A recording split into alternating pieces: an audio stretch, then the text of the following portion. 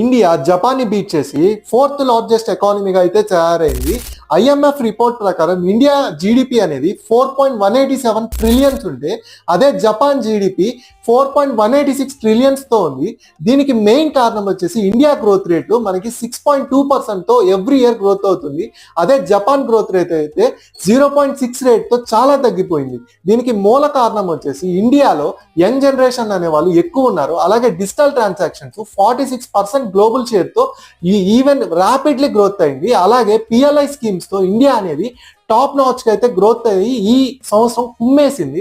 అదే జపాన్ లో చూసుకుంటే మనకి అక్కడ ఏజింగ్ అంటే ఓల్డ్ పీపుల్ ఎక్కువ ఉండడం, యంగ్ పీపుల్ తక్కువ అయిపోవడం వల్ల అక్కడ గ్రోత్ రేట్ అనేది చాలా తగ్గిపోయి జీడిపి అనేది తగ్గిపోయింది. సో దీంతో ఇండియా అయితే నెంబర్ 1 పొజిషన్ కి చాలా స్పీడ్ గా గ్రోత్ అవుతుంది.